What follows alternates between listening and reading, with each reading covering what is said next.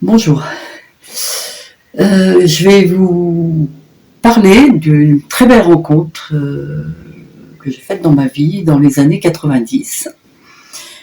J'ai rencontré Yves Gaudin, qui se dit toujours d'ailleurs, poète de la rue, rhapsode, en empruntant ce vocable aux poètes grecs, qui disaient effectivement de la poésie, qui déclamaient de la poésie dans la rue.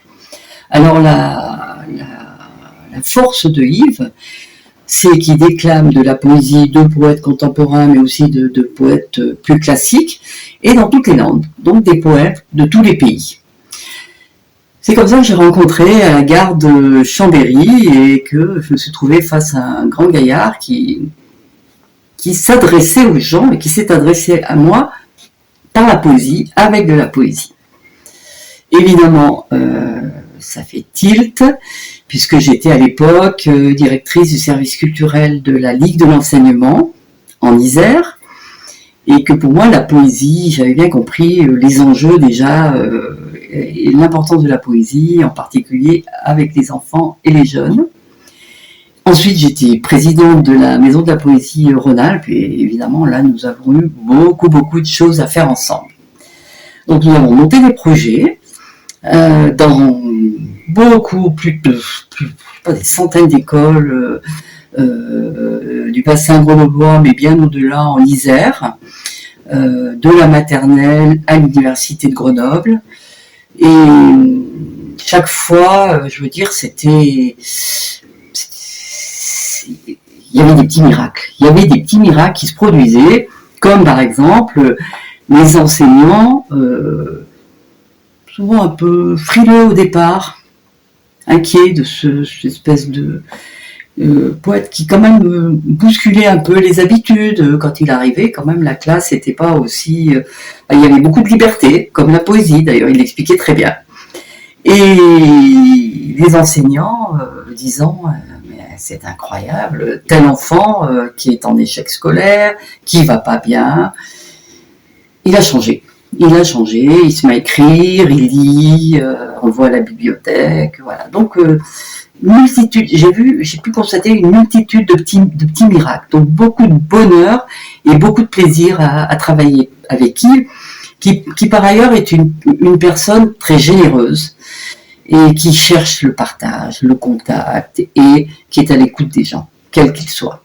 Et en particulier, entre guillemets, des petites gens ou des gens qui n'ont pas forcément un peu cabossé. Par exemple, il a travaillé dans des hôpitaux psychiatriques, dans des centres sociaux, dans des quartiers populaires.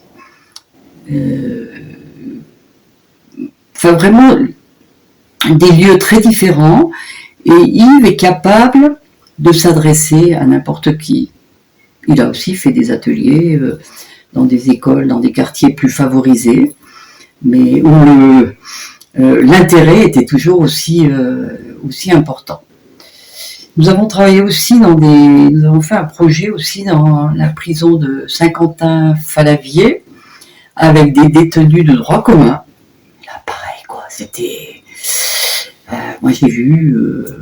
j'avais la chance de l'accompagner et d'assister aux ateliers, et j'ai vu des détenus repartir dans leur cellule avec un petit calepin, un crayon qu'on leur avait apporté d'ailleurs, et des livres de poésie qu'ils allaient emprunter en bibliothèque.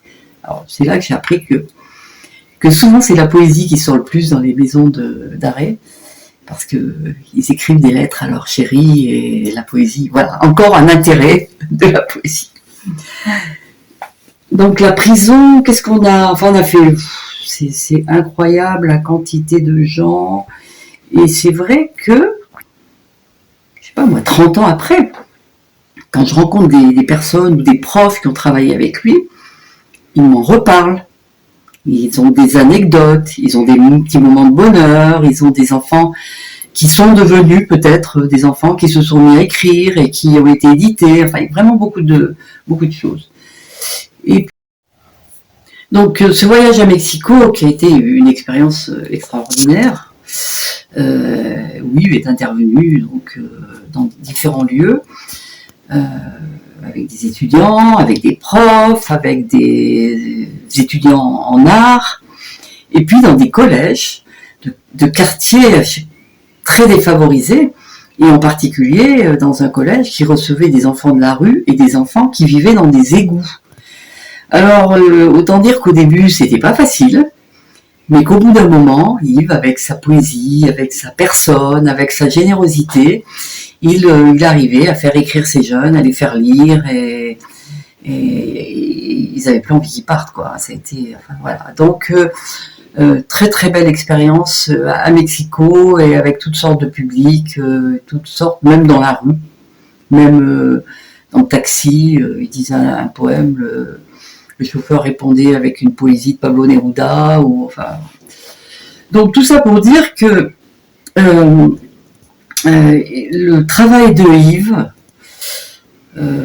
depuis des années, est un travail extrêmement important pour faire connaître la poésie, faire connaître les enjeux de la poésie et changer les choses. Comme le disait Jean-Pierre Siméon, la poésie peut changer le monde, et moi j'ai pu me rendre compte que le travail de Yves a aidé beaucoup de personnes à changer, à vivre mieux peut-être.